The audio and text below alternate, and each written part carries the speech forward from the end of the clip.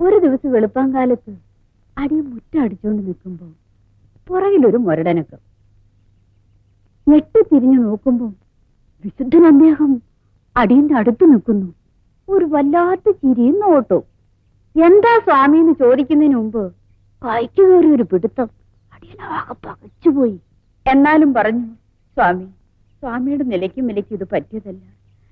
ഞാൻ അടിച്ചു തളിക്കാരിയ. ഉടനെ കർത്താവിന്റെ മുമ്പിൽ നീയും ഞാനുമെല്ലാം സമാസമം, എന്റെ ആശ നീ നിറവേറ്റണമെന്ന് പറഞ്ഞു അടക്കിയൊരു പിടുത്തം. അപ്പോൾ മുറ്റത്താരും ഉണ്ടായിരുന്നില്ല, പാറാവുകാർ പോലും. വെളുപ്പാങ്കാലം, ഇരുട്ടുവാക്ക്, ആര് കാണാൻ? തന്നെയല്ല, അടിയനെ പിടിച്ച പിടിയാലെ മുറിക്ക് അകത്തേക്ക് കൊണ്ടുപോയി കളഞ്ഞു. നീ എതിർത്തില്ല? എതിർക്കാൻ പറ്റുമോ? ദിവ്യനല്ലേ. അങ്ങനെ നീ ഗർഭിണിയായി? ആകാതിരിക്കുമോ? ആ വിവരം നീ അദ്ദേഹത്തോട് പറഞ്ഞില്ലേ? പറഞ്ഞു. എന്നാലും മതം മാറ്, നിന്നെ ഞാൻ കെട്ടിക്കോളാമെന്ന്. എന്തു വന്നാലും ജനിച്ച മതം വിട്ടു പോകാൻ അടിയൻ നിശ്ചയിച്ചിട്ടില്ല. മേൽശാന്തി ഈ വിവരം എങ്ങനെ അറിഞ്ഞു? എന്നും കുളിച്ച് നിർമാല്യം തൊഴുതിട്ടാണ് അടിയൻ അടിച്ചളിക്കാൻ വരുന്നത്. ശാന്തിക്കാരൻ തിരുമേനിക്ക് അടിയനെ മോളെ പോലെ സ്നേഹം. ഇന്നലെ എന്താടി നിനക്കൊരു വിളർച്ച പോലെ എന്നൊരു ചോദ്യം. അടിയൻ ഒഴിഞ്ഞു മാറാൻ നോക്കി. പക്ഷേ ഈർന്നെന്നെ ഉടുത്തിരിക്കുന്നത്. തിരുമേനി അടിയന്റെ അടിവയറ്റിലേക്കൊരു നോട്ടം. അപ്പോ കണ്ടുപിടിച്ചതില്ല നിനക്ക് തകരാറ്. അടിയന് പറ്റിയ പോഴത്തും പിഴച്ച പെണ്ണാണെന്നും പറഞ്ഞ് അടിയനെ അടിച്ചോടിച്ചാലും ഒരു വലിയ മനുഷ്യനെ ചീത്തയാക്കണ്ടല്ലോ എന്ന് തോന്നിപ്പോയി. ഈ പറഞ്ഞതെല്ലാം പരമാർത്ഥമാണല്ലോ. നുണ പറഞ്ഞാല് നാവിറങ്ങിപ്പോകുമെന്നാ തിരുമേനി പഠിപ്പിച്ചിട്ടുള്ളത്. പ്രഭു, ഈ ധർമ്മസങ്കടത്തിൽ നിന്നും ദയവായി നിന്ന് രക്ഷിക്കണം. ഒട്ടും സങ്കടപ്പെടാതിരിക്കും. ഈ സ്ത്രീ ഗർഭിണിയാണെങ്കിൽ ഒരു കുഞ്ഞിനെ പ്രസവിക്കാതിരിക്കുമോ? ആ കുഞ്ഞ് അതിന്റെ അച്ഛൻ ആരാണെന്ന് പറയാതിരിക്കുമോ? കൊള്ളാം. അമ്മ പറഞ്ഞെങ്കിലല്ലേ കുഞ്ഞിന് തന്റെ ആരാണെന്ന് മനസ്സിലാകൂ. കുഞ്ഞിന് അമ്മയോടുള്ള വിശ്വാസത്തിന്റെ പ്രശ്നമല്ല ഞാൻ പറയുന്നത്. ഈ സ്ത്രീ പ്രസവിക്കുന്ന കുഞ്ഞിന് അത് അറിയാൻ കഴിയുമെന്ന്. ഇവൾ 10 മാസം തികഞ്ഞ് പ്രസവിച്ച് ആ കുഞ്ഞ് വളർന്ന് വർത്തമാനം പറയേണ്ട കാലത്ത് അതിന്റെ തന്റെ ആരാണെന്ന് പറയുമെന്ന്. അതിനിടയ്ക്ക് തനിക്ക് കേട്ടാലോ. പ്രഭു, സമാധാനിക്കും. ഇത് കർത്താവിന്റെ ഒരു പരീക്ഷണമായിരിക്കും. അയ്യോ, എന്റെ വയറ് പൊട്ടിപ്പോവേ. അയ്യോ അമ്മേ, കൊല്ലാതെ വേദനിക്കുന്നു അമ്മേ. അയ്യോ അമ്മേ, എന്താ? അയ്യോ എന്റെ വയറ് പൊട്ടിപ്പോവേ. രാവിലെ വല്ലതും വലിച്ചു വാരി തിന്നു കാണും. ദഹനക്കേടാ. അയ്യോ എന്റെ പുറവേദനിക്കുന്നു. അയ്യോ പുറവേദനിക്കുന്നു. പ്രസവത്തിന്റെ ലക്ഷണമാണെന്നാ തോന്നണേ. ആരാ വൈറ്റാക്കിയ? എങ്ങനെ മനസ്സിലായി? 7-ാം മാസം പ്രസവിക്കുക. 7-ാം മാസമാണെന്ന് തനിക്കെങ്ങനെ മനസ്സിലായി? എനിക്കെങ്ങനെ മനസ്സിലായി? ഇവിടെ പറഞ്ഞു. അല്ല എങ്ങനെ? അത് കൊള്ളാം. അങ്ങനെയാണെങ്കിൽ ഇദ്ദേഹം കുറ്റവാളിയാവുന്നു. എന്നിട്ട് 4 മാസം കൂടി ആയിട്ടില്ല. എന്നാൽ 3 ആയിരിക്കും. അല്ലേ തങ്ങേലി? വയറുവേദനിക്കുന്നേ അമ്മേ. അയ്യോ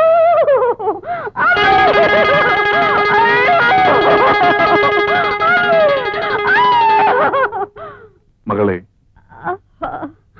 സത്യം പറയൂ. സത്യം പറഞ്ഞാൽ നിന്റെ എല്ലാ വേദനകളും മാറും. അടിയൻ സത്യം പറയാം. ഇങ്ങനെ പറഞ്ഞില്ലെങ്കിൽ അടിയനെ കൊന്നു കുഴിച്ചു മൂടുമെന്ന് ശാന്തിക്കാരൻ തിരുമേനി കൽപ്പിച്ചത് കൊണ്ടുവന്ന കൈക്കുറ്റപ്പാടാണ്. അങ്ങ് നിരപരാധിയാണ്. എഴുന്നേൽക്കൂ. ചെയ്ത തെറ്റിന് പശ്ചാത്തപിച്ച നിനക്ക് ദൈവം മാപ്പ് തരട്ടെ.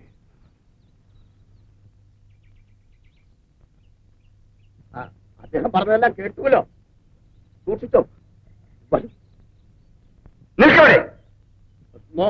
അതെ മേൽശാന്തി, ഇനി എന്ത് കള്ളമാണ് നിങ്ങൾക്ക് പറയാനുള്ളത്? എന്താ പറയാ? എല്ലാം ഒരു ജാതി കൺകെട്ട്. അല്ലാതെന്താ? ഈ കൺകെട്ട് ഇനിയും തുടരണമെന്നില്ല. കുഞ്ഞുണ്ണി, നങ്ങേലിക്ക് മേൽശാന്തിയെ കൊണ്ട് പുറ കൊടുക്കാനുള്ള എല്ലാവിധ ഏർപ്പാടുകളും ചെയ്യും. ഒരു അടുത്തതറിയ സംബന്ധം ചെയ്യേ. എന്താ ഇത്? കലിയുഗം. കൃഷ്ണകൃഷ്ണ. അടിച്ചുതടിയിൽ നിങ്ങൾക്ക് കുഞ്ഞുണ്ടാവുന്നതിൽ കുഴപ്പമില്ല. അവൾക്ക് പുറ കൊടുക്കുന്നതിലാ കുറച്ചില്. അവൾക്കൊരു ഭർത്താവല്ലേ വേണ്ടു. നമ്മുടെ കറവക്കാരൻ തങ്കുവിന് ഏർപ്പാട് ചെയ്യാം. എന്താ കുഞ്ഞുണ്ടി? അങ്ങനെ മറ്റുള്ളവരെ ഏൽപ്പിക്കാനുള്ള ഭാരമല്ല ഇത്. നങ്ങേലി, ഇന്നു മുതൽ നിന്റെ താമസം ഇദ്ദേഹത്തിന് ഇല്ലത്ത്. മനസ്സിലായോ കുഞ്ഞുണ്ണി? എല്ലാവരും ശബ്ദം ഉണ്ടാക്കാതെ അടങ്ങിയിരിക്കണം. ഞാൻ അദ്ദേഹത്തെ കണ്ട അനുവാദം ചോദിച്ചിട്ട് വരാം.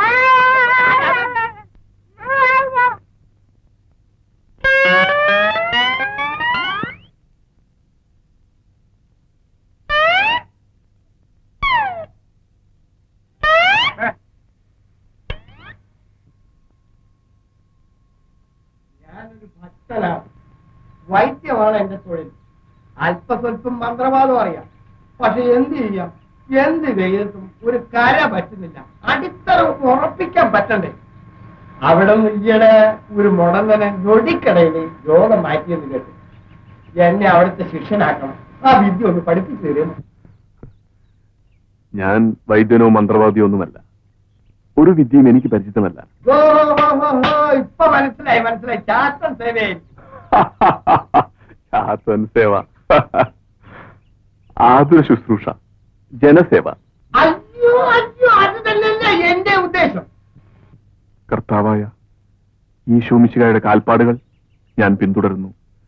ആ മാർഗം മാത്രമേ ലോകത്തിന് ശാശ്വത സമാധാനം നേടിക്കൊടുക്കുകയുള്ളൂ എന്ന് ഞാൻ വിശ്വസിക്കുന്നു. ഏത് മാർഗം സ്വീകരിച്ചാലും എനിക്ക് എന്റെ അടിത്തറ ഒന്ന് ഉറപ്പിക്കണം. അതിനങ്ങ് എന്നോട് സഹായിക്കും. ന്യായമായ ഏത് സഹായവും എപ്പോഴും നിങ്ങൾ എന്നിൽ നിന്നും പ്രതീക്ഷിക്കാം. അയ്യോ അത് മതി. പിന്നെ എന്റെ കൂടെ കുറെ രോഗികൾ വന്നിട്ടുണ്ട്. എന്റെ കയ്യിലുണ്ടായിരുന്ന എല്ലാ ഔഷധവും കൊടുത്തു നോക്കി, അറിയാവുന്ന എല്ലാ മന്ത്രവും ചെയ്തു നോക്കി. ഒരു രക്ഷയില്ല. അവരെ കൂടി അങ്ങൊന്ന് രക്ഷിക്കണം. അവർക്ക് വേണ്ടി ഞാൻ പ്രാർത്ഥിക്കാം. ഫലം ദൈവത്തിന്റെ കയ്യിലാണ്. ഫലം ആര് തന്നാലും മതി, പക്ഷെ ഫലം കിട്ടണം. അവരെ ഞാൻ ഇങ്ങോട്ട് കൊണ്ടുവരാനോ ഒന്നും അനുവദിക്കുന്നു. അശരണർക്ക് ഈ വാതിൽ എപ്പോഴും തുറന്നിരിക്കും. അത് മതി.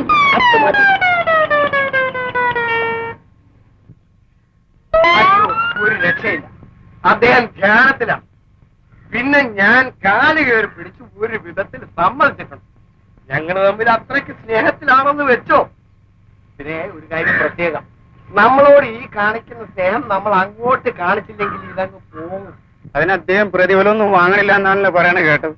താൻ എവിടത്തുകാരനാണോ? ദൈവം നമ്മളോട് ചോദിച്ചിട്ടാണോ വഴിപാട് നമ്മൾ കൊടുക്കുന്നത്? ഞങ്ങളെ കൊണ്ടാവുന്നത് ഞങ്ങൾ ചെയ്തുകൊള്ളാം. ഇത് പറഞ്ഞ മാത്രം പോരാ, കയ്യോടെ ചെയ്യേണ്ട കാര്യം ചെയ്യേണ്ട രൂപത്തിൽ ചെയ്തെങ്കിൽ കാര്യം നടക്കും. അതിന് ഞങ്ങൾ എന്ത് ചെയ്യണമെന്ന് പറ. അത് ഞാൻ പറയാം. താ ഇങ്ങിട്ടോ. ഇതെല്ലാം തീരാത്ത ജാതികളാണ്. അതല്ലേ ഇട്ടോ. ഇട്ടോ.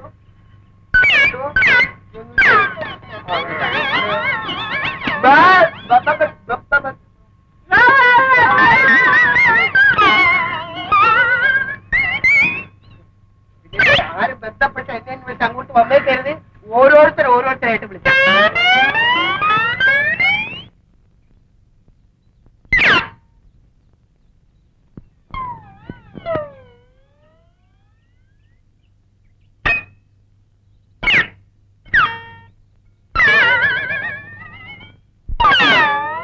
അയ്യോ എന്റെ പൊന്നുസ്വാമിയെ ചതിക്കല്ലേ. അയ്യോ നിങ്ങൾ അടുത്ത് ഉറപ്പിച്ചു തോന്നുന്നു. അയ്യോ എന്റെ പൊന്നുസ്വാമി. കർത്താവിന്റെ പേരും പറഞ്ഞ് നിങ്ങൾ ചെയ്ത കൊള്ളരുതായ്മകൾക്ക് ലഭിച്ച ശിക്ഷ, ഇതിൽ നിന്നും മോചനം നേടാൻ ആ നീതിമാനത്തിന്റെ ശരണം പ്രാപിക്കും. അയ്യോ ഞാൻ കർത്താവിൽ ശരണം പ്രാപിക്കുന്നു. എന്റെ കുഴക്കല്ലേ സ്വാമി. എനിക്കിത് പൊക്കി വലിച്ച് നടക്കാനുള്ള ആരോഗ്യമില്ല എന്റെ പൊന്നുസ്വാമി. പശ്ചാത്താപമാണ് ഏറ്റവും വലിയ പ്രായശ്ചിത്തം. നിങ്ങളുടെ ഗുരുതരമായ തെറ്റ് ആവർത്തിക്കാതിരിക്കാൻ ഈ രോഗം ഒരു കാലിൽ നിന്ന് മാറാതെ നിലനിൽക്കട്ടെ. അയ്യോ നിങ്ങൾക്ക് മാത്രമല്ല, നിങ്ങളുടെ സന്തതി പരമ്പരകൾക്ക്. അയ്യോ എന്റെ പൊന്നുസ്വാമി, ഞാൻ ചെയ്ത തെറ്റിന് എന്റെ മക്കൾക്കും മക്കളുടെ മക്കൾക്കും പരമ്പരയ്ക്കും വരണോ? എന്നെ ഒന്ന് രക്ഷിക്കും സ്വാമി. അയ്യോ ഇത് സഹിക്കോ. ഇത് പൊക്കിയിട്ടും പോകുന്നില്ല. നമ്മുടെ തലസ്ഥാന നഗരമായ ഈ കൊടുങ്ങല്ലൂരിൽ ക്രിസ്തുദേവന്റെ ഒരു ആരാധനാലയം നിർമ്മിക്കുന്നതിനുള്ള സമ്മതപത്രം വിശുദ്ധ തോമാവറുകൾക്ക് നാം സസന്തോഷം സംഭാവന നൽകുന്നു. കുഞ്ഞുണ്ണി,